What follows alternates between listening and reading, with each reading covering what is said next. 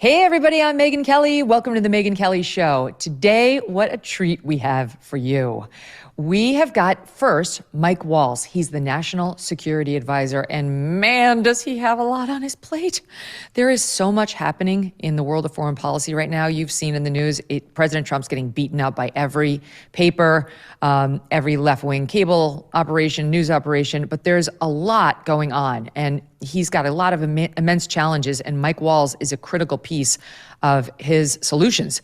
So he'll join us for our first time together. And then Karoline Leavitt, the White House press secretary, will be here next. And you're going to love this interview. I just sat down with her. She is the youngest press secretary ever. Didn't even know that until I was preparing for today. We get into her background, her marriage, her baby. You're going to learn facts about her that you have never heard anywhere else. And then we talk quite a bit about her boss, the press, what insights she's learned being upfront and personal with these guys, and who her least favorite White House reporter is. And she did name a name. So I think you're going to enjoy that too. Without further ado, here we go. Mike Waltz. Don't miss a moment. Subscribe to this show on YouTube and follow me on Insta, Facebook, and X. We continue to face uncertainty when it comes to the economy, with a perfect storm brewing as Social Security and Medicare hit a breaking point as the largest generation is hitting retirement. A smaller workforce means a smaller tax base. You pair that with our growing national debt and rising cost of living, and we could have a big problem. So what are you doing now to protect your family for the future? Gold can be a safe haven in hard economic times, and Birch Gold makes it easy to diversify a portion of your savings into physical gold. Birch Gold will help you transition an existing IRA or 401k into an IRA in gold, and it does not cost you 1 cent out of pocket. Protect your future today. Text MK to 989898, get your free info kit on gold, and get a copy of the Ultimate Guide for Gold in the Trump Era with a foreword by Donald Trump Jr. There's no obligation, just information. Birch Gold has earned the trust of countless Americans looking to safeguard their savings. Just text my initials MK to the number 989898 today. Mike Waltz, thanks for being here. Yeah, thank you. So you're a busy man these days.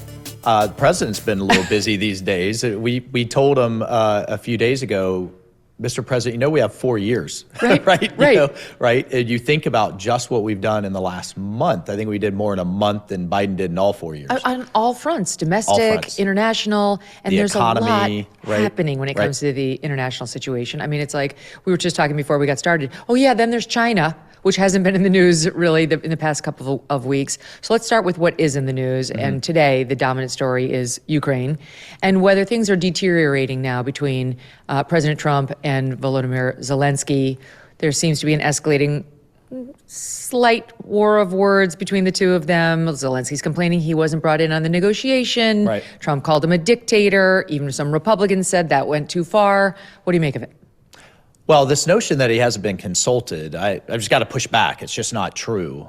Just a week ago, President Trump in the Oval Office had Putin on the phone for the first time they've engaged since the prior administration had him on the phone, and then Zelensky on the phone within minutes.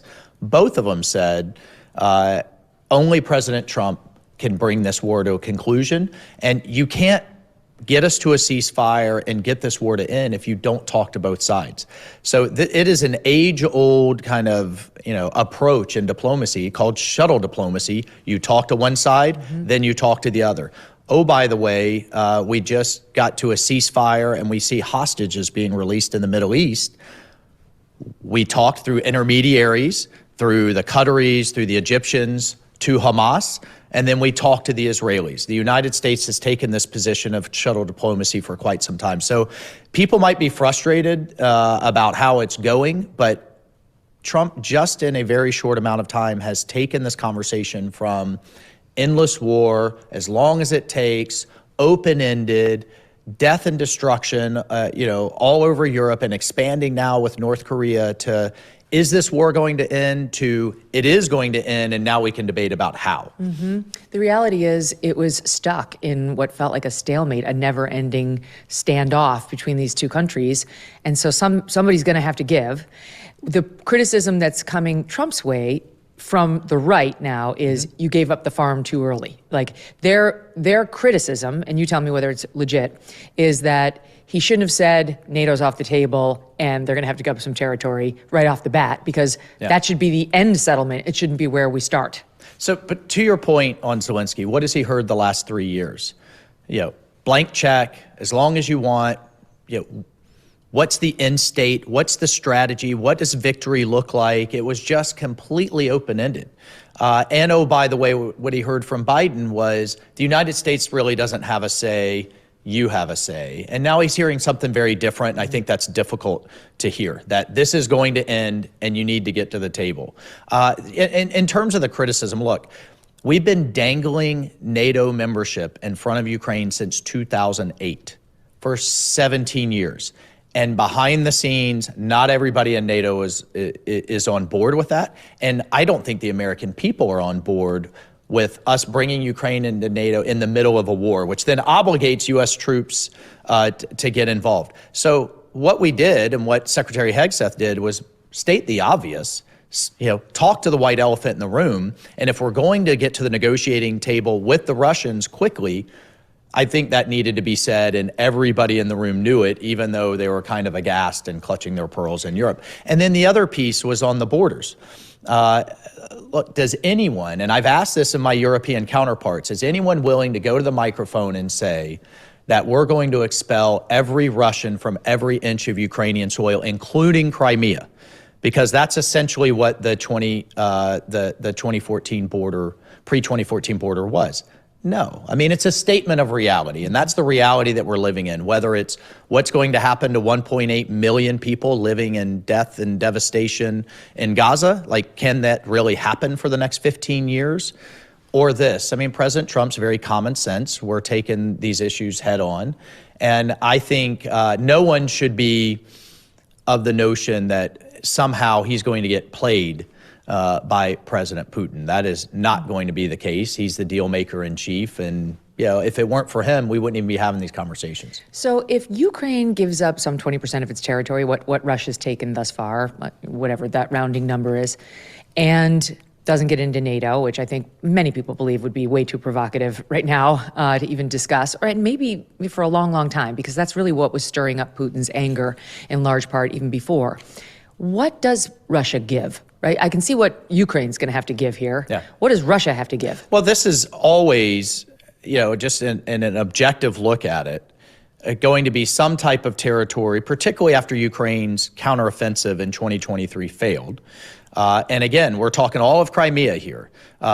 Some type of territory for some type of security guarantee. We fully support France now saying that they'll get involved in the security guarantee. Macron is coming to the White House. Doesn't want that. UK saying that they will get involved in a security guarantee. There are some fundamental first principles here. One, this is a permanent end to this war, not another temporary stop like we had from 2014 to 2022.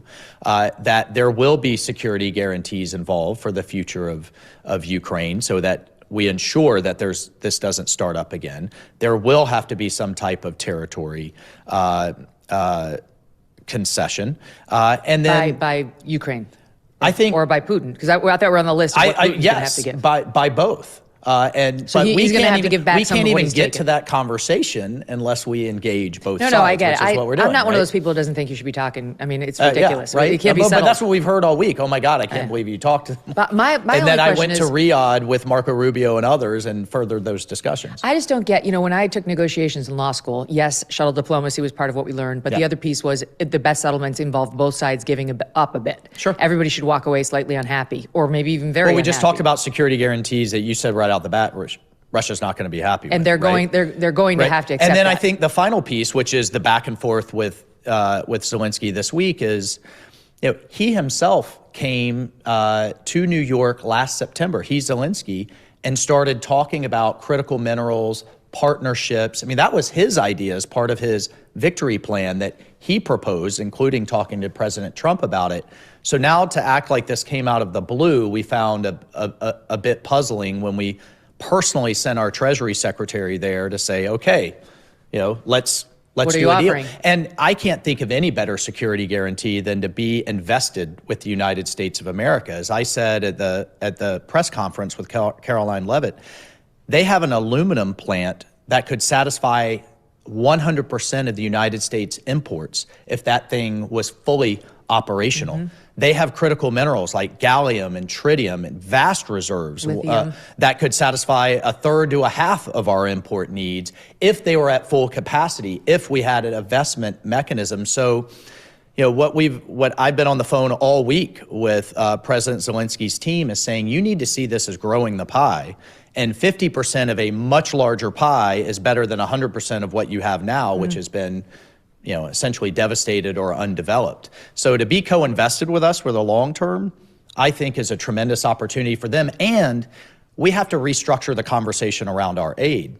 The Europeans are doing it in the form of loans. They're actually paying for their loans on the interest of frozen Russian assets. Yet all of ours have been grants now for 3 years. I mean, the American taxpayer deserves some type of recoupment. And if we do that in a way that's mutually beneficial, then that's good for everyone. That wasn't even discussed under the Biden administration. It was just handouts. And now finally we're talking about what about us? Yeah, what about our taxpayer? So let's talk about the possibility of securing Ukraine if and when this thing settles. The Russians do not want the Europeans, much less us, but we don't want to go over there and keep the peace. The Europeans reportedly, now you're confirming, may be willing to do it. So how do we get that past Putin? Not only are they saying they're willing to do it, they're putting operational plans in place with the NATO Secretary General, and President Trump and I and others have openly said, again, a first premise is Europe has to take more responsibility for their own security. But how do we get that past Putin, and how do we feel about their ability, the European troops, to maintain peace and order and repel any potential aggression that comes their way? To the capability question is why they have to invest in their own defense. The other thing we've said that is unacceptable is we have a NATO summit, heads of state summit this June, and we will still be at a third of all NATO members haven't met the minimum of 2% of GDP that they pledged to do a decade ago, over a decade ago. They just want, right? This is a lot of kind of, chirping and hand wringing about what the United States should do with its taxpayer money. Yeah. And they need to come to the table, and both Macron and Prime Minister Starmer of the UK and the NATO Secretary General have said this was a kind of a shocking wake-up call. Guys, you've been hearing us say this now. We meant it. We meant it. And President Trump means it. And I mean it. And Secretary Rubio means it. Pete Hegseth means it. Is there any chance we withdraw from NATO? President Trump has talked about it. So two different conversations about security guarantees of European troops right on the edge of a hot war in Ukraine that is not a NATO member versus defending our NATO allies, if attacked. Those are two separate conversations. We support NATO. We support Article 5. But you've heard President Trump's he looks at it, if you had a club and only half to 2/3 of the members were paying their dues, what are the other ones And the club required you to go to war if somebody in the club not paying their dues has a massive fight. And I have to tell you, just my own experience as a Green Beret, a special operations officer who, with multiple tours in Afghanistan, when we were there with our NATO allies, we had the fighting allies, the British, the Canadians, the Danes, and then we had others, frankly, that were kind of in the more peaceful parts that wouldn't even allow us. I tried to call a medevac from Germany where we needed help. They wouldn't allow them to come. We tried to call for air support for some other allies, and they weren't allowed to do offensive operations, I guess only if the plane was shot at. They had what was called national caveats. So you have kind of my generation with Secretary Hegseth and others that have seen this kind of play out on the battlefield. And that's not to criticize the troops. They were constrained by their governments. And if we're all in this together, then we're all in this together. So what's your advice to Volodymyr Zelensky in trying to deal with President Trump right now? Because to me, it seems like he's gotten very provocative and may not fully understand who's calling the most important shots here. That's right. Number one, the first, second, and third thing coming from President Zelensky needs to be appreciation for the American people, to appreciate what happened after the 2014 invasion. The Obama administration literally threw blankets at him. Who was the first to actually arm the Ukrainians? President Trump.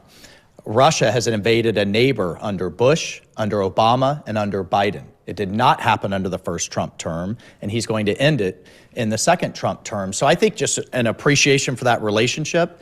You are not going to criticize President Trump into getting your way.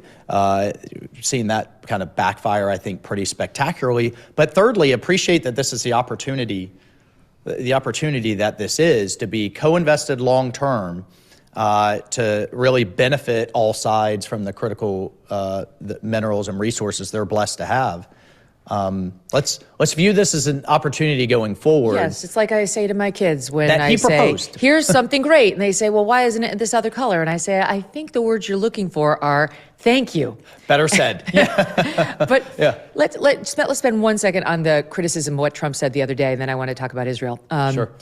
He called Zelensky a dictator, which has had a lot of even right-wingers say that that's ridiculous. Zelensky's not a dictator. Putin's a dictator. It's on the front of the New York Post today. Mark Levin, a big fan of the president, spoke out about this. Is that rhetoric that he just throws out there, or do you think he actually means that? What's happening with that word? Well, look, I think that he's enormously frustrated with Zelensky. He sees that martial law has been in place. I do think elections need to happen at some point. And all of these things can happen once we get to a ceasefire. And that, I think President Zelensky, again, needs to understand that this is a very different dynamic now. This isn't just as long as it takes, as much as it takes, and you do, whatever you want to do. That we are determined to end this war. President Trump is going to do that. What astounds me is the kind of these critical voices that were so demanding of a ceasefire and a stop to the fighting in Gaza, but yet are aghast that President Trump is doing, saying, moving, they don't want however to see it anything takes. to Russia. They don't want to see it. So what's the alternative solution that anyone has on the right or the left? That's the good question, because I don't understand if there's no world in which we're letting Ukraine into NATO. Who's opposed to peace? Yeah, I mean, they call it surrender. You've heard them comparing this to a Neville Chamberlain situation, peace in our time. There's a debate unfolding right now between Neil Ferguson, who's a good man, conservative, and J.D. Vance online over about whether this is just giving it all up, whether this is a surrender. It's always easy to get peace if you surrender. I mean, that's almost laughable, Megyn, that President Trump is just going to give it all up to anyone. And if we look at what we had under Biden's lack of leadership, do you want that? Or do you want someone who is going to go toe-to-toe with Putin, with Xi, with Kim Jong-un? I mean, I'll tell you where my confidence and my vote is. Explain this to me. I think part of this was that we moved so quickly. We had that confidence building measure with the release of Fogel. That was in the works. That happened. That was great. And then, what was the last prisoner exchange we had? The world's largest arms dealer for a basketball player? That's right. So we essentially get that for nothing as a tremendous step forward. We have a call with both leaders the next day, and then we're in Saudi Arabia, and the world, it didn't feel like this was the normal process that happens over months and years. I'll say another underlying premise here is time is not on anyone's side. Right. The death and destruction is happening. The threat of escalation is always there. Zelensky's political situation is worsening. And we have an issue here of we're not going to give endless aid and other hundreds of billions of dollars. So I think everyone, and Russia's economy continues to worsen with inflation, with interest rates at 25 to 30%. So everyone should be incentivized to come to the table. So how much of a concern in this negotiation is... And President Trump, by the way, also stated that he is perfectly willing to tax, sanction, and tariff the Russians as well. They've demonstrated a willingness to come to the table. Not everyone's going to like all the terms. We now need Zelensky at the table. Not everyone's going to like all the terms. And how we get there, is the process that's unfolding. How much, if at all, does the threat of China play in all this? Because there's a lot of thinking that it would be great if we actually could have a better relationship with Russia and focus on what many view to be our biggest adversary or potential, which is China. And right now, what we've seen over the past 3 years with this war is those two getting closer and the United States being out. Who on any aspect of the spectrum thinks that China, Russia, North Korea, and Iran getting tighter in terms of military cooperation, technological cooperation, economic cooperation is a good thing. No one that I know of. And so if we start having different relationships, and there is the prospect of a bilateral relationship with the United States and Russia that is very different and much less threatening, that arguably is not a bad thing. We need to clear up this issue of a major war in Europe to get to that point. Maybe I'm wrong, but as a sort of layperson who has never served overseas, to me it looks like, look, it's lost. It's not that anybody won it or anybody really lost it, the Ukraine war, but Volodymyr Zelensky limited the Russian gains to where he did. Right. And now they've been at a stalemate. And now we're just seeing the death toll rise and the price rise. And at some point, somebody's got to, if not cry uncle, just say, let's get out now. Let's cut the losses at this point, because it's not going anywhere from here other than more death and destruction. The war should have not happened. It really shouldn't, and it didn't happen under Trump's first term. We can unpack, how that deterrence failed. Everything from Biden saying, well, maybe if it's a minor incursion, right, then maybe it won't be so bad, to the giveaways on Nord Stream after the Colonial Pipeline hack. I mean, there were all kinds of things that I think led to deterrence failing.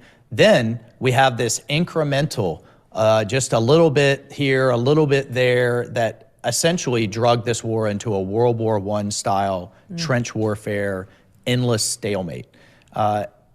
Again, if you don't like this approach, President Trump's approach, then what is the alternative plan? Right. To continue this forever? What will the war situation look like at the end of this year or next year? How about Trump saying Ukraine started it? People are going off about that. Well, look, he's focused on moving forward.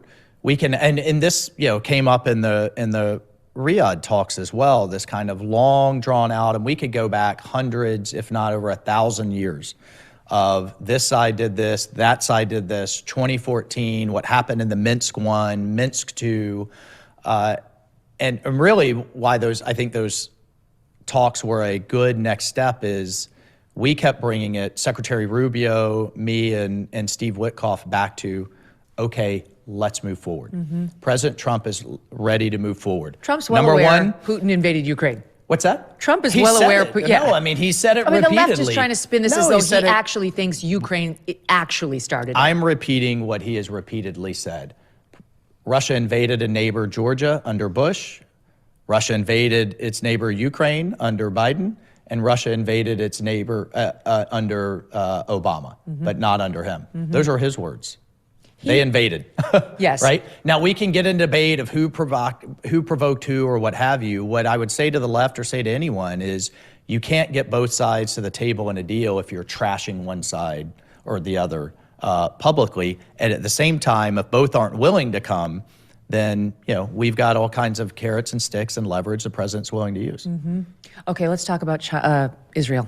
The news is just so awful. Isn't it? It's so awful. I feel like those Bebas little boys were like the face of this thing. And there are so many mothers who I know watch this show and who I talk to via Twitter and so on, who've just been praying, hoping beyond hope that maybe they were lying about the babies being dead. They've been claiming an Israeli airstrike killed them. There's zero evidence of that. We have every belief that Hamas did it or their supporters. No, the Israelis have evidence that they were executed. They were brutally executed. The reports online is that they were strangled. I don't know if that's... I don't want to get into that level of detail for the sake of the families, but this was not an errant airstrike. It wasn't an errant. No. Exactly, that's the point. And by the way, it wasn't that long ago that we had college campuses, professors, administrators literally celebrating Hamas, flying their flag, saying they were wearing their colors, cheering them on. And where are those people now? Are they still willing to step out with that despicable anti-Semitic? I bet they are. I'll bet they are, because it's not like we didn't know on 10/8 and 10/9 and 10/10 of 23 what they had done. The reports of them burning babies were all over the airwaves, and they were still on the college campuses cheering this on. Right. There's something wrong. And who does not and refuses to have a two-state solution? Hamas. Yeah. Right? they fully intend to have more October 7th if given the chance. So them, we Mike, have to get as many people out as we can. These people cheering those two babies' coffins like it was Mardi Gras. Right. You think these are not people we can deal with. I don't blame Egypt and Jordan for not wanting them. We wouldn't take them. Why would we take them? So how on earth does Trump get any country to take that group of people long term? Well, first, we have to address what has happened in the radicalization of a whole generation. And this was largely done under the auspices of the UN and UNRWA, who has UN-funded teachers in these schools teaching these children to not only hate Israel, but hate America and really just hate the world. And to love death. Yeah, and to love death. We also have them being rewarded and paid, financially incentivized to do this for the payments of families. That is often done with aid dollars. And one of the reasons that we once again have cut that back off and we've defunded UNRWA. So let's recognize that for what it is and one of the reasons that we have this problem.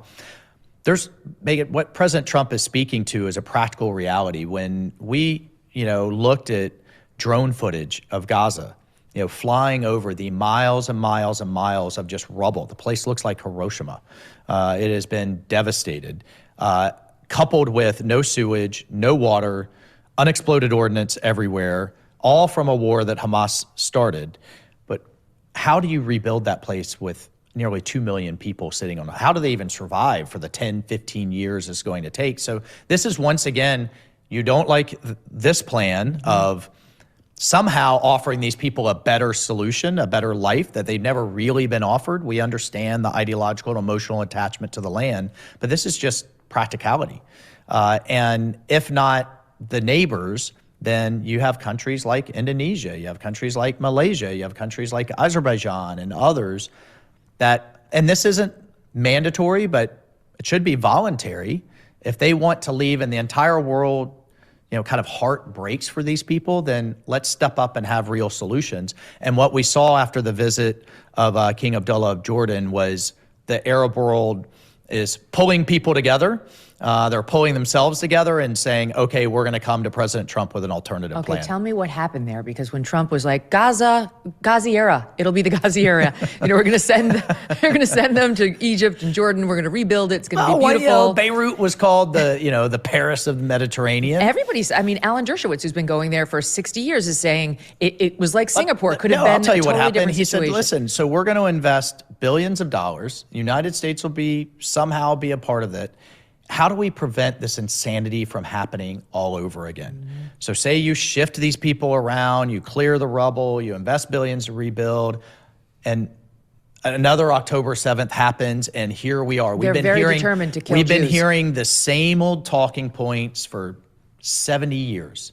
And it keeps happening over and over again. So if he kind of shakes things up and proposes something radically new, yes. Which he did. Yes. But he also the conversation. sees. But wait, that's what I'm going for. But he also sees an opportunity, though, in that. But this is my question to you: do you think what's happening now is what Trump intended to have happen? Which is, we're not necessarily going in there to build Ghazi era, but we were hoping to start a conversation where the Middle Eastern countries would say, we might have a better idea. Let us handle it and get a little bit more aggressive, which they've been hands off about. Both can be true, right? Both can be true at the same point. You can actually chart a vision to have, this beautiful piece of real estate right, just south of Beirut, which used to be called the Paris of the Mediterranean.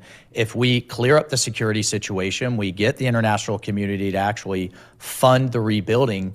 How do we prevent the same old thing from happening again? And how do we chart an actual positive future?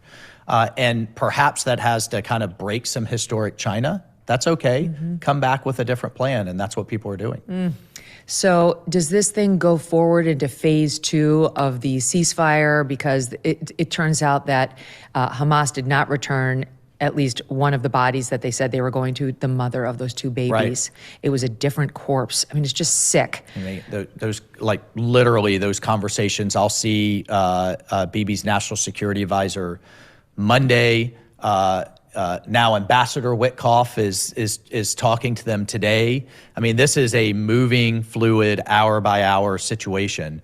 And we need to get as many hostages out as we can. At the same time, we make sure Hamas never exists to do this again. Which is trickier? Which situation that we spent this half hour talking about, keeps you up more at night? I could see, thanks partially, well, they all do.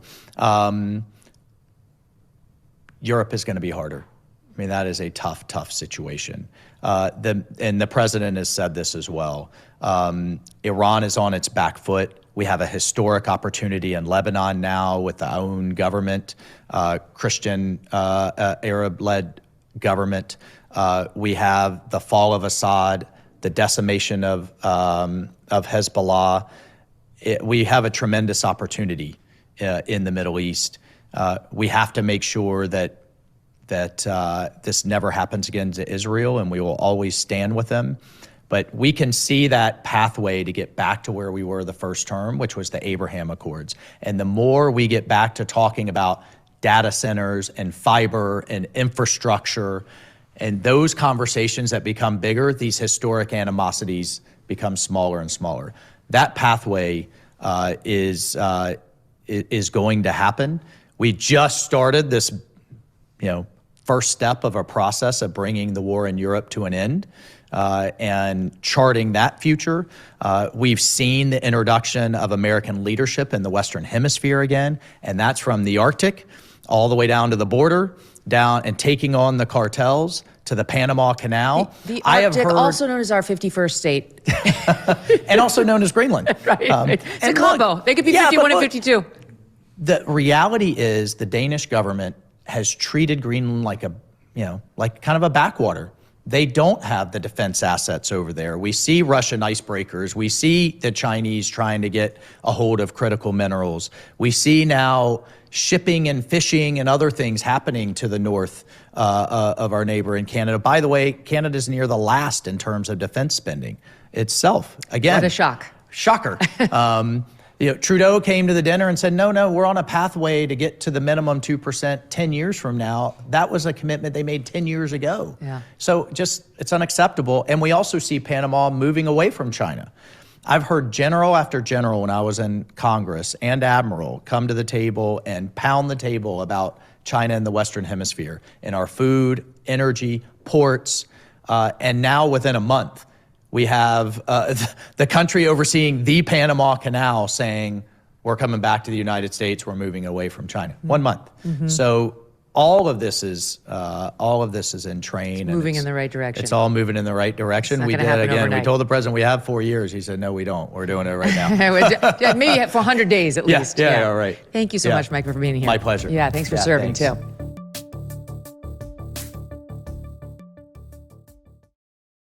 Grand Canyon University, a private Christian university in beautiful Phoenix, Arizona, believes that we are endowed by our Creator with certain unalienable rights to life, liberty, and the pursuit of happiness. GCU believes in equal opportunity and that the American dream starts with purpose. By honoring your career calling, you can impact your family, friends, and your community. Change the world for good by putting others before yourself. Whether your pursuit involves a bachelor's, master's, or doctoral degree, GCU's online, on-campus, and hybrid learning environments are designed to help you achieve your unique academic, personal, and professional goals. With over 340 academic programs as of September 2024, GCU meets you where you are and provides a path to help you fulfill your dreams. The pursuit to serve others is yours. Let it flourish. Find your purpose at Grand Canyon University. Private, Christian, affordable. Visit gcu.edu. You know how much my family and I love our dogs, right? Yes, even my sweet Strudwick. Cannot imagine life without them. They have a great life, but some dogs are not so lucky. And this is why I'm so glad to tell you about Delta Rescue, the largest no-kill, care-for-life animal sanctuary in the world. They've rescued thousands of dogs, plus cats and horses too. They provide all these animals with shelter and safety, and most of all, love. And they have been doing it now for more than 45 years. Delta Rescue relies solely on contributions, and giving can bring tax benefits too.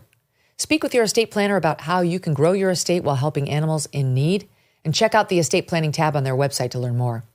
We love our Thunder and Strudwick, but We would like for other dogs who need love to find it too.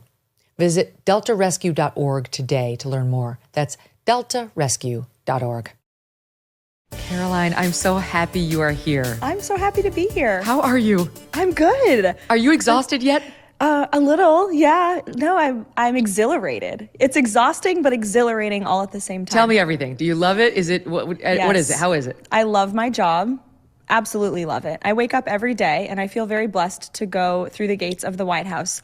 It's exhausting. It's all encompassing. It's 24/7, but it's amazing. And I work for a great president who's doing what he said he was going to do. So it makes my job quite easy, actually. You're so good at it. And I knew you were young. You're 27. Mm-hmm. I didn't know you were the youngest ever in this job. I didn't realize that until after the announcement came out, when the president officially named me and put out the statement, and I saw that on the news myself. So I suppose that's...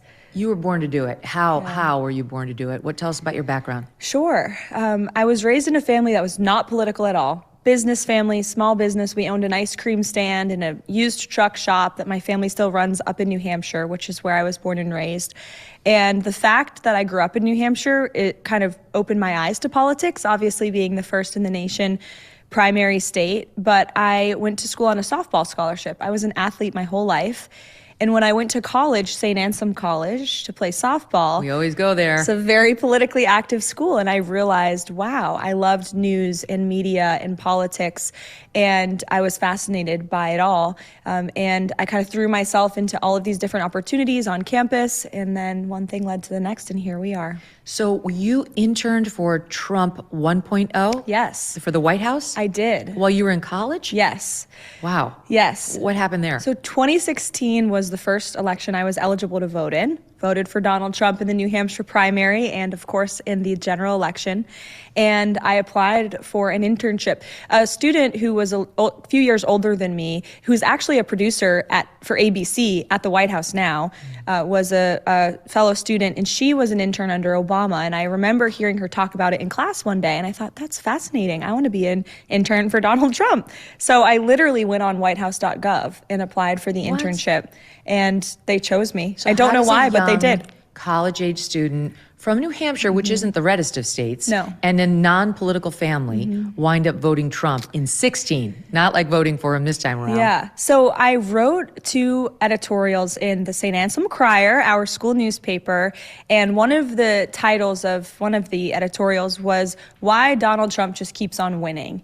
And at the time, I realized he was speaking in layman's terms, and he was saying things that I felt like really resonated with people of my background, right? Blue collar, small business, middle class working family. Neither of my parents went to college. They worked very hard for everything they have, and watched my family business have some downturn during 2008 and the financial crisis. I was very young at the time, but that's my lived experience. You weren't getting shunned by your friends? No, I wasn't. The forgotten men and women, I think that message really spoke to me and a lot of people that I grew up with in that kind of blue collar town. Wow. And when I got to college, I realized not everybody feels that way, right, especially my professors.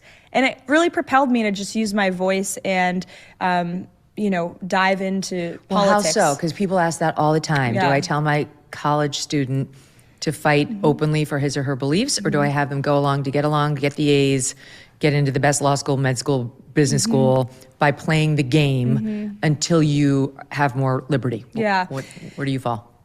Gotta speak your truth. It's the only way, I believe. And I think when you show courage in sharing your values and opinions, people respect you more, and it will work out and you'll land where you're supposed to be, right? And maybe you won't get that job you were hoping for, you'll get denied by that school, but God has a plan and it will work out for you. For a reason. Yeah, and I think it's much more liberating to just be honest. And I think this election showed that there's many more people in this country who feel the way that we do on the right than on the left. And I think the silent majority isn't silent anymore. And I think all parents should encourage their children to use their voice and have courage and, speak their truth. So I know the past couple of years before you went into the White House, you were doing campaign work and comms work for Trump. But what about in the interim? Like, what'd you do after Trump 1.0 until then? Yes. So Trump 1.0 started as an intern and then was offered a full-time job, which led me to working in the press office under Kayleigh McEnany, who was my old boss and remains a very good friend to this day. And then went back home and actually ran for office. I briefly worked for Congresswoman Elise Stefanik, who will soon be our United Nations ambassador. And she has a PAC that supports and encourages women to run for office. And I had a conversation with her about being in New Hampshire and the district that I was from, and really sparked my interest to run myself. So I went back home and kicked off a congressional campaign, which was an amazing experience. I was in a very competitive primary. A lot of money from the DC establishment went into the race against me. There was a lot of negative ads. I won the primary. Ultimately lost the general election. New Hampshire's a tough state to win at the federal level, unfortunately, for a few reasons, but it worked out. Did that thicken your skin right up, though? Totally. Oh, my gosh. There's a reason for all these steps in the journey. I have so much respect for anyone who puts their name on a ballot because nothing is off limits. They will go after you and your family, and everything is on the line when you decide to be a public servant and run. But I don't have no regrets. I met amazing people, and it taught me so many skills and life lessons, and it was a wonderful experience. Well, you're a nicer person than I am. I definitely do not have respect for anybody who puts their name on a ballot. I can think of That's several true. people who never There's should have some done people, that. But you're generous. All right, so at the same time, you're building a family life. You fall in love. I didn't know until today that you married a man who's a lot older. Yes. He's 59, you're 27. Yes. How did that happen? I met my husband during my congressional campaign. A mutual friend of ours hosted an event at a restaurant that he owns up in New Hampshire and invited my husband, and I was speaking, and we met, we were acquainted as friends, and then we fell in love, as you said. And was there any I can't date him, he's 59 yes, or 57, of course. whatever. I mean, it's very atypical love story, but he's incredible. He's my greatest supporter. He's my best friend. He's my rock, and he's built a very successful business himself. So now he's fully supportive of me building, my success in my career. And he's the father of my child, of course. And he's the best dad I could ever ask for. And so supportive, especially during this very chaotic period of poor life. Man, he had no idea what was going to happen. I walked into your life and it's been a circus ever since, but God bless him because he's fully on board. So he's an Italiano. Yes, he is. He's a lover. Yes. He's a romantic man. Yes. So there's your babe who was born in July. That's your little boy? My little boy. What's his name? Nicholas, and we call him Nico. Aww. Yeah. We talked about this a little backstage at the Super Bowl, but how are you handling, true new motherhood? He's not even a year, and this crazy job. Yeah, it's a lot. No denying it. He's 7 months. I had him in the midst of the presidential campaign. 3 days before the president almost lost his life in Butler, Pennsylvania. My son was born on the 10th. The president was shot on the 13th. It was my first day home with him from the hospital. And it kind of threw me right back to work much sooner than I would have probably expected or hoped.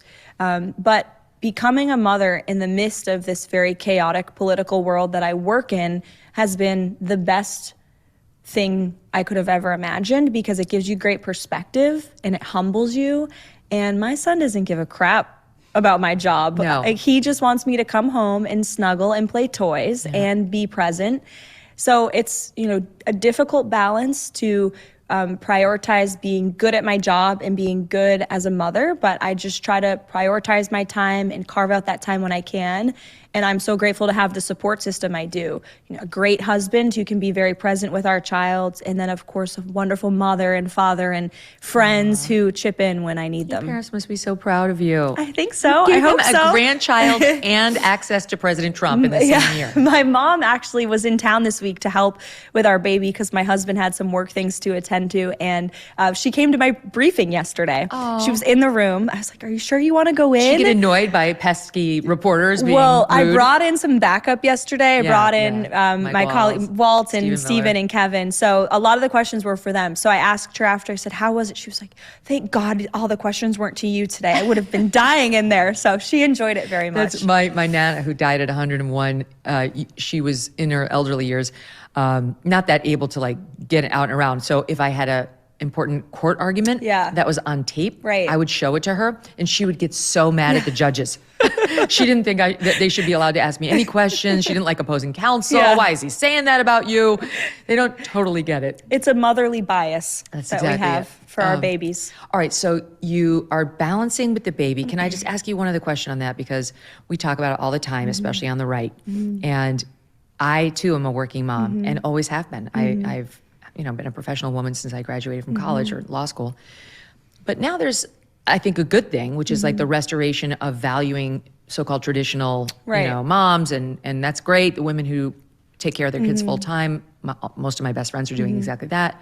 But it seems like in the right, there's like a bit of a shift toward like, you can't do what Karoline's doing. That's actually like an unsafe or a dangerous or a bad choice for families, for children, which I reject wholesale, but you hear it more and more. Yeah. Do you hear that, and what do you think of it? I would reject that it's a bad choice. Is it a tough choice? Absolutely. As a mother, you want to be with your child 24/7. You have that maternal instinct. 27. Yeah. Not all the time. Well, right now, yes, because he's 7 months and just squishy and lovable, but I'm sure that will change. But you do have that maternal instinct, but also recognizing like, I'm doing this work for my son and for all children to make this country better. And it's a once in a lifetime opportunity. Yes. It's also it's temporary, right? In 4 years, my son will be 4 years old and the president will no longer be at the White House. And then I'll move on and do something else. But, this chaos of 24/7 work is a temporary matter. And that's what at least I tell myself to get through these very long and hard days. But I would reject that you can't be a good mom and be good at your job. I think you can do both. It certainly it's not for everybody. And it takes a lot of work and will and faith and prayer. And it's hard, but it can be done. And, I would reject that. We can't chase our great conservative moms out of the workforce. Right. Then we get rid of you. We get rid of Katie Britt. We get rid of Usha Vance. Right. Like this is not the way. Amy Coney Barrett is not on the Supreme. Like that should not be the place the conservative movement lands. I agree. All right. So now you start as White House press secretary, and were you thrilled to get that invitation? Of course, yes. I was very humbled and honored, and I was campaigning, with the president over the past year through the court trials. We sat in that courthouse in Manhattan with the Bragg trial, so many rallies, and we worked so damn hard to win that election. You must have really wrestled with how you were going to meet the high bar set by Karine Jean-Pierre. Was that? Sorry. Was that out loud? No, she was terrible. Yeah. I mean, come on. Yeah. So how has your approach differed, would you say? I think it's vastly different. And if you ask people, even in the legacy media, even the Trump haters, they will tell you the approach has been much different. Not just for me, but the entire White House. Oh, absolutely. They come in my office every day and they'll admit that off the record. Oh. Maybe not on the record, but they will say they appreciate the access and the transparency and the preparation that goes into my briefings, and everybody on our team, by the way, who goes out to the cameras and speaks. We have great policy experts who are great spokespeople for the president, and they appreciate the information that they're being given. They're also exhausted, by the way, because we are doing so much. And not even in a wussy, sad little way. Like, they must be exhausted because it's just it's nonstop. It's insane, yes. So who's your least favorite? Well, I did have a bit of a tiff this morning outside with our friend Peter Alexander at NBC News. So it was great. We'll drop in a clip of it where he was really pressing you on whether there's going to be criminal prosecutions for this alleged fraud and the waste, fraud, and abuse. According to an IG report from the Social Security Administration, there was $71 billion worth of fraud in one single fiscal year that we know about. And so that is a lot of fraud, Peter. To be clear, that $71 billion was from 2015 to 2022, so it wasn't in just 1 year. And it was $71 billion. But it wasn't in 1 year, just over multiple years from 2015 to 2022. So are you you defending $71 billion in fraud, Peter? That's a lot of money. Why is the media so against cutting waste, fraud, and abuse from the government? I don't get it. I just want to ask a question. We won't be deterred. We will not be deterred from people like you and the press. You said something that wasn't true, which is you said that they have found before that they believe there have been tens of millions of people who were receiving money who are dead on the Social Security list. The same report that you referred to said that almost none of those individuals are receiving Peter, did you watch money. the full clip of the interview that I did when I said that? And And I said there are a lot of unanswered questions, and we suspect there could be tens of millions of people. I'm saying the IG report So you just said what I said is is not true. In fact, it was true.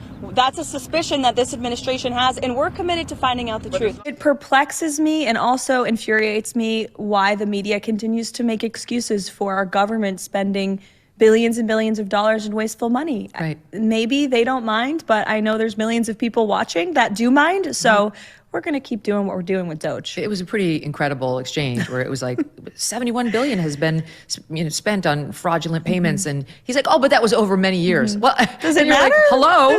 There's one report that showed $71 billion.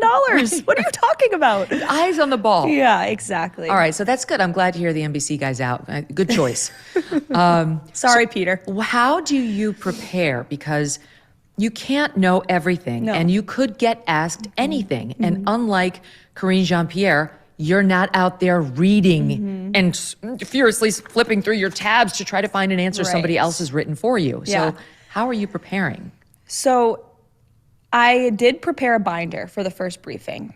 My great assistant, Keegan, put it together. And then I showed up to work, and it was like this thick. And I was like, I can't No way. even move this. I can't use this. It was too cumbersome for my brain and the way I learn and think and study to have that. It felt like added weight. And I said, I want to just go in there and speak from my mind and from my heart. Like your boss. Like my boss. And I've been working for my boss now on the campaign. I know the policies we're enacting. We've been talking about them for years. And in school, I was that way. Like studying, I would just read, highlight, memorize, articulate. And then it goes off to the side. Yeah. And you talk. Exactly. And so that's been my method of preparation. No nerves? The first briefing, I was certainly nervous. I think any human would, and I'm not afraid to admit that. But it must have been cool, too, to get up there. It was. Once I got up there, I realized, okay, I can do this. I can do this. I know what I need to know. And now I feel very, comfortable and confident, and I will never get complacent because I understand the weight of the responsibility on my shoulders speaking on behalf of the President of the United States. So I remain as prepared today as I was on that first day, and I hope that's true 4 years from now.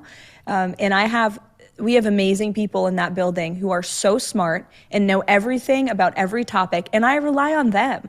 I call Stephen Miller or Mike Waltz's team or Kevin Hassett all the time, and I'm like, please explain this to me because I don't understand, but you do. So what's going on? What's the most interesting or surprising thing you've seen at the White House? This isn't a building you spent a ton of time in before. No. The people you see every day, especially with President Trump and his calendar of meetings, walking through the West Wing lobby, you can see anybody from Tim Cook to Tiger Woods, as I saw yesterday. So, when you see It sounds exciting as Joe Biden's White House with the cocaine, but it's good. Exactly. It's good. It's and something. Hunter hanging around. Right. You just never know what each day will bring. And that's what I love most about this job is every day is new and exciting. I'm sure it's true of every president, but especially this one. All right, let me turn and ask you about some items in the news. Yeah. Mr. Trump does not like polls that say he's going in the wrong direction. And a few came out this week suggesting his favorables have gone down any place from 3 to 8 points. 8 points is the more left-leaning pollsters. It feels like some people may be feeling like it's too much too soon. That's what the CNN poll seems to show. When asked, what specifically is upsetting you? Others suggest, well, I expected an economic turnaround faster. We're only 30 days in it. How do you read those polls, and what do you want the electorate to know? Each poll is a snapshot in a moment of time. right? So they have to be taken, I think, with the greater context of everything that's going on. Overall, the president's favorability rating remains higher today than it ever was in his first term. The majority of Americans support what we're doing. The number that has always stuck out to me is when you ask people, is Donald Trump doing what he said he was going to do? That number is astronomically high. It's anywhere from 65 to 85% based on the poll you're looking at. That to us tells us we need to keep moving forward and not get distracted by critics or certainly not the media, because the president was very transparent and clear about what he wanted to accomplish. He still has clear majority support on things like immigration Exactly. and the crackdown. Well, let me ask you, somebody who's been with him on the campaign trail for years now, where you live and die by polls, or at least most politicians do, he will come out and rip the polls, for sure. If he gets too many bad ones, we're going to hear him rip on them soon. But like behind the scenes, does he react to them? You know, do you think they actually do influence him in some way? Like, okay, maybe I inch this way. I don't think so. I think he pays attention to the polls, but I don't think it changes him or what he's doing. He is who he is, right? And he's our leader, and he calls the shots, and we are there to execute his agenda and deliver on his message and communicate that. And he's doing, again, exactly what he sought out to do. And so I don't think it influences his decision-making process, but certainly, as you pointed out, he pays attention to them. Have you seen anyone on a Doge cot? A Doge cot. I haven't seen the cots, but I have seen the Doge geniuses, we call them. Yes. Can you spot them from a mile away? Yes, because they just look like the smartest kid you had at your school, high IQ, focused, gritty, like ready to work, and very friendly. Gritty is interesting. So not like pocket protector nerdy, like tech nerdy, where you're like a little more grungy. Yes, I would say. I don't have the best visual. Yeah. So that's interesting. They like to stay behind the scenes, these guys. Of course. They're working 24/7. Elon has them on those computers, and finding all this waste, fraud, and abuse. Right. And there's a lot to find. There And Elon's is. there all the time. Yes. Hannity asked the two of them something about this when he had Trump and Elon together, but it's clear the media is trying to drive a wedge between them, no? Totally. I called it out at the briefing. I said, it is so evident what all of you are trying to do, and we are not going to let you get away with it. May have worked in the first term. It's not working now. And I say this is no BS, no spin. This White House is so unified. We are having so much fun. Elon and the president are having so much fun. They are genuinely friends. And everybody is moving at the direction of the president and of Susie Wiles, our incredible chief of staff, whom I have the utmost respect for. She's another working mom. Another working mom, yeah. There's a lot of working moms and dads in the West Wing, by the way. Got to give a shout out to the working dads in there, too. I mean, they're the president and vice president, although the president doesn't have young children like JD does. Yeah, the vice president has 3 beautiful young children. Stephen Miller has 3 young children. James Blair, who's one of our deputy chiefs of staff, has 3 young children. 2 of our deputy communications directors on the comms team have newborns. Wow. There's babies. Yeah, the Easter egg roll is going to be crazy. Yes, we look forward to it. We thought we had a lot with X inside the Oval. Yeah. Wait until we get to Easter. Yes, which was so cute. Oh, he's adorable. I was in there when I saw the nose picking. I was like, there was a report that the Resolute desk was sent out for a cleaning. Is that related? Are those two events related? No, they are not. I would like to put the kibosh on that fake news. I've seen it. Has nothing to do with X. I mean, who could blame him if it were? Trump's a germaphobe, and I'm not a germaphobe, but He was digging for gold. Nobody was stopping him. The cameras he was unfazed. Every toddler has done it. So cute. Okay, back into the news, and this is a turn, but the Bebas stories in the news today, those 2 babies. Terrible. It's affecting me. Yes. It just as a mother. I agree. And you have a baby I know. that's 7 months. I get chills thinking about it. And I was saying yesterday, I spoke to the president about it yesterday morning, and he had seen the footage of the coffins. And I asked him, how should we even describe this? And talking to our team after, I was drafting up a tweet, and I was like, there are no words to put out a statement to describe this horrific scene. I cannot imagine the pain of that father and husband who just lost his entire family. And to say we mourn with him is an understatement. Yeah. It's so sad. The images of that mother holding her babies. She looks so scared. So scared. There's no words, and I think I'm pretty good with my words, and there are no words to just describe how sad and heartbreaking it is. But I think it underscores why we need to end this conflict, why we need to eradicate Hamas. And the president sees these images, and he's moved by them. And that's why he told Hamas very directly in the Oval Office, you will release all of these hostages or there will be all hell to pay. Mm-hmm. He dictated that statement months ago, and look at what has happened. There was an extension to the ceasefire. More hostages have come home. We released Mark Fogel from Russia. The whole world should take President Trump very seriously. He wants innocent people to be let out of captivity and free from captivity. And he is a peacemaker. He believes in peace to his core, and he's going to do whatever it takes to establish it. Trump is good at stoicism, which we tend to like in our men, right? Very much at so. Least we on the right. Yes. But when he sees something like that, I'm curious about his reaction when that news was brought to him, and they were literally celebrating these dead babies in coffins over there. Do you think he feels it on like that gut level that we do? Absolutely. He does. I could hear it. I was on the phone, so I couldn't see his expression, but I could hear it, in his voice. Anybody with a heart, with a humanitarian heart, has to feel for these innocent Israelis and these families. It's got to be disturbing now, like this particular family and being released in the way that they are for a reason. And all I can hope and pray is that like God is, he's steering this in the way it's happening so that we're reminded of that these are monsters. I don't see these people as human. I really don't know. Somebody who could strangle a 9-month-old baby, you're not a human being. I don't know what you are, but you can't be negotiated with. You can't be accommodated. You must be annihilated. And that's President Trump's job. And in a way, it's your job. It's why I almost see when we were talking about you going back to work, okay, 4 days after you had a baby, it's hard for a number of reasons, physically and emotionally. But it's almost like a soldier being called up. Yeah, I suppose. I haven't thought of that analogy. But I felt compelled, to go back to work, just knowing the gravity of the work that the president was trying to do at that time. We were campaigning and pitching to people why he should be elected, and obviously it worked. And that's been such a fun part of this experience, is seeing the president go from campaigning to governing and watching all of his promises come to life. You talk about the monsters of Hamas, the illegal immigrants that we have here that have taken the lives of American citizens.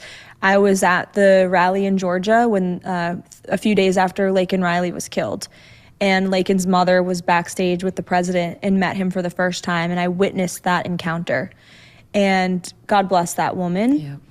But then to see her at the White House for the bill signing, the first piece of legislation that the president signed into law, named after her beautiful daughter, was so special.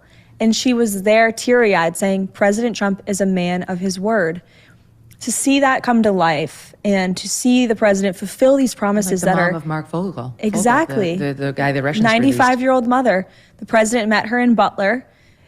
She was supposed to have a call-up on stage. It was inserted into his speech. He was going to call her on stage so she could advocate for the release of her son. The day he got shot. The day he got shot. So she never made it on stage. Oh my gosh. And she told CBS News following the assassination attempt, that the president was so warm to her, and he told her backstage, if I'm elected, I will bring your son home. And he did it within 4 weeks. So Trump gets Fogel home right away. Trump basically made this hostage deal happen between Hamas and Israel, saving lives, and at least in this case, returning the bodies of the dead to their families so they can be properly buried. Trump does what he says he's going to do with Laken Riley's mom. Trump spent the time with the Gold Star families from the disastrous Afghanistan withdrawal when Joe Biden never did, who stood by him then when they tried to attack him for going to Arlington Cemetery and somebody taking his picture in a certain area. They all stood by him, came out publicly and saying, stop that. He's been good to us. It just, you might say, if you were an objective observer, not suffering from TDS, that this is actually a good man. What do you think people are missing? Why do the lunatics who suffer from TDS not see it? Why can't they get beyond their hatred of him? I think they're blinded, unfortunately, by their hatred. And they don't see the good because likely the news outlets that they pay attention to don't share the good that we're doing. I have DNC, as we call it, on my TV in my office all day long because I want to see what they're reporting and what they're saying. And I need to laugh every now and then too. And they're never reporting on the good that we're doing on a daily basis at the White House. It's always negative. 100% of the coverage is negative. So when you are being indoctrinated with such bias, of course you're going to believe this person is an evil monster when it couldn't be further from the truth. I know that just looking at what he's done, but also on a personal level, working for him. But again, I think it's a smaller and smaller percentage of people in this country who feel that way. I think the vast majority of Americans see the president as a strong and tough leader who, when he says he's going to do something, he's going to do it. And that's just been proven by his first-term record and then, of course, the first 4 weeks. Look at all that he's done. My observation over here is that some of that little dip in the polls is due to these guys. It is wall-to-wall negative coverage. Look at this one CNN poll, all right, today, which shows a dip to some extent in the approval. They get to, listen to this, the Trump policies, trying to deport 11 million undocumented migrants. Okay, whatever. Illegal aliens. Right. So That's what fine. they're called. The public's still with him. 51% of U.S. adults support. And then we get down to USAID. Shutting down the agency that provides humanitarian aid in low-income countries. Oh, amazingly, 59% of the American public opposes that. I would have gathered that you would have styled that a little differently. Interesting framing of a program that has sent hundreds of millions of dollars to overseas programs that do absolutely nothing for humanitarian purposes. With a trans opera in Colombia, it's a no. Why are we funding vasectomies in Mozambique? Why are we funding DEI in Serbia and sex changes in Guatemala? That does nothing for working class people in this country. And that is just one agency of many, one program of many that DOJ and the administration are looking into. It is fascinating, but also infuriating what they are discovering on a daily basis. Are you getting, a closer up view? Yes, but are you getting more insight on how they do it now that you're in this role? Yes, absolutely. And it's much more simple than the media is spinning it to be. They're making it seem like it's this chaotic operation. It's actually not. It's very simple. DOJ has individuals who are, again, genius level tech nerds, if you will, for lack of a better term, who are onboarding at every agency as political appointees, just like I onboarded at the White House as a political appointee. This is what happens from administration to administration. Instead of, like under Biden and Harris, you have a bunch of left-wing bureaucrats who are onboarding. Now we have outsiders who are here to shake up the swamp, onboarding to administer President Trump's agenda. They are working at the direction of the secretaries at these agencies. You saw our new Secretary of Ag, Brooke Rollins, put out a selfie yesterday with some of the DOJ engineers that are now Ag employees, and they're helping her dig into the books, go line by line to identify the waste and the fraud and abuse. So this is a whole of government effort. The president obviously appointed Elon to head it up. The Department of Government Efficiency is a promise they campaigned on, and ultimately the president is directing all of this. But every secretary across the board is on board with this They're welcoming idea. This. Yes, absolutely. And They're we're all working together. In the press, like Elon's in there with his magnifying glass, looking up our salaries and his competitors, financial data. And this is all about, I guess, Elon's get-rich-quick scheme. I'm not sure why he needs to look at our data. Yeah, I loved his comments addressing it at CPAC yesterday. He was like, there's no country in the world who can afford me. Even if they did want to buy me, they can't afford me. He has nothing to gain from this. He truly cares about humanity and the future of our country. And it is a fact that the United States of America is going to go bankrupt unless we have massive reform and change. And that's what the people voted for. And so we will not be deterred by the Peter Alexanders or the mainstream media hacks who are, trying to fearmonger people. And I think it's really sad that the media is trying to do that. Right, but shut down his agenda. Exactly. Speaking of media hacks, can we talk about it, the Associated Press? Sure. I'd love to. Is it censorship to tell them they can't go into the Oval or on Air Force One? Their argument that this administration is not standing up for the First Amendment is preposterous. You have a president of the United States who, within hours of taking the oath of office, welcomed journalists into the most intimate corner of the American presidency, the Oval Office, to ask him questions for more than an hour on every topic under the sun. He has done that on a near daily basis, and when he's not doing that, because he's too busy with meetings, even though he'd love to do it every day, I, as his press secretary, am out there. We have administration officials going to the cameras every single day. They are hearing from this White House and this admin. Their transparency is off the charts. And the Associated Press still has their White House credentials. They still have a seat in the press briefing room. They are still welcome to cover this administration.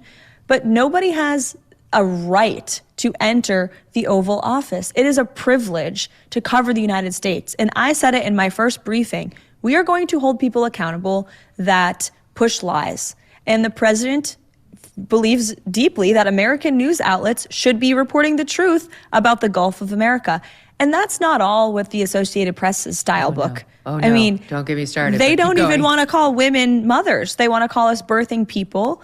They removed Hamas from their style book for some very odd reason.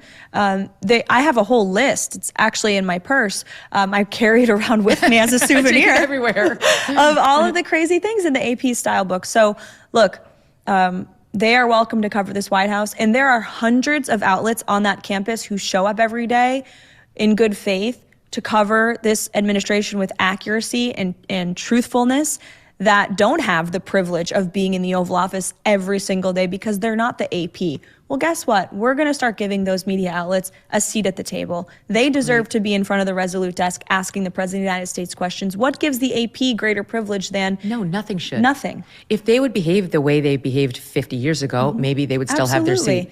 But if you look at what's happened to them over the past 10 years, it's been complete leftist, radical capture. Yes, and they are no longer that unbiased organization. Are you surprised that all the organizations, including Fox and Newsmax, signed this letter to, as part of the White House press correspondence saying we stand with them?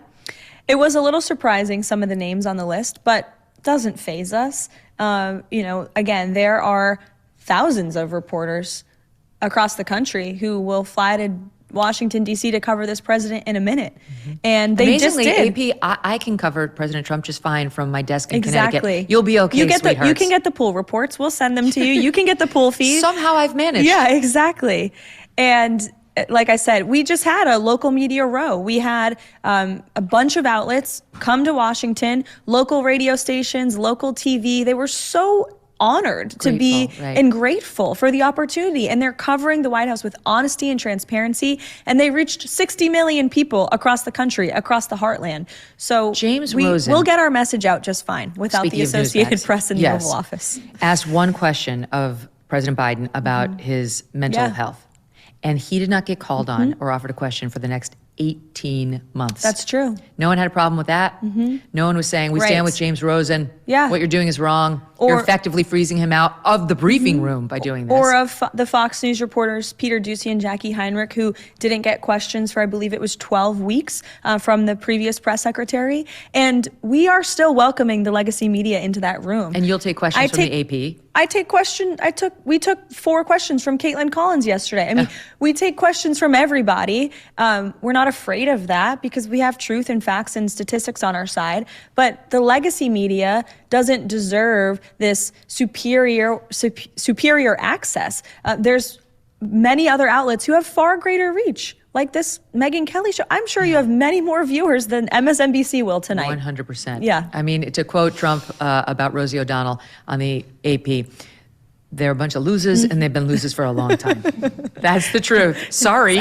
Do better, and you'll probably get more of a red carpet laid out for you. You too can get back in the Oval. It's not like he's saying, cover me nicely.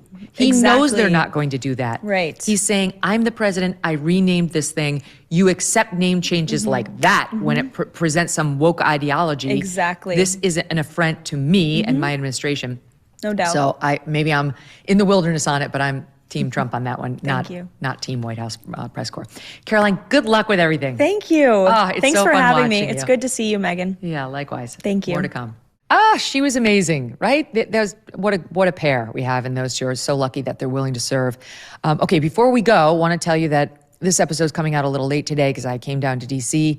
I interviewed my guests, and then now I'm heading over to CPAC, where I'm going to be offering some remarks, and you'll see Karoline there as well, and all of these guys are there. But we'll be releasing those just a bit later. I'm not sure if we're going to do it later tonight or early tomorrow morning, but it'll hit our feed. So keep refreshing.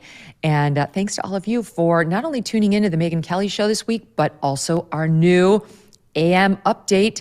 That show's crushing it. Thank you so much for tuning in, whether it's on youtube.com/Megyn Kelly or on podcast. You guys seem to be liking it. And while it is definitely extra work for us, I think we all feel like it's a worthwhile endeavor. And in the Trump era, you've got to stay on top of the news or you'll get left behind. So we're all going to do it together. Thanks for listening, guys. Have a great weekend, and we'll talk to you later. 4 years of crushing interest rates, runaway inflation, and reckless government spending. And who is paying the price? You are. You might have bills stacking up, debt collectors on your back. You might barely be able to keep food on the table. Well, Done with Debt can be a way out. They have developed new, aggressive strategies designed to get you out of debt permanently without bankruptcy or loans. Done with Debt stands between you and your bill collectors.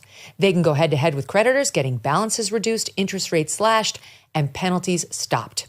They create a plan to end your debt fast and put more cash in your pocket every month. And right now, Done with Debt is accepting new clients, but you need to act fast. Some credit relief programs do expire. Before you make another payment, consider a visit to donewithdebt.com or call 1-888-322-1054 right now. That's 1-888-322-1054. Speak with one of their debt relief strategists for free. Check them out, donewithdebt.com. That's donewithdebt.com, donewithdebt.com. As President Trump begins his new administration, one of the top Democrats in Congress aiming to undermine the Trump agenda is Senator Dick Durbin. And according to our sponsor, the Electronic Payments Coalition, Senator Durbin has a new scheme, a government takeover of your credit card. Today, Americans have thousands of choices in credit cards, but they say Senator Durbin's plan will result in less competition and less security. And that means more risk for your credit and your identity. Learn more at guardyourcard.com and consider telling your senators to stop Dick Durbin's government takeover of your credit card before it's too late.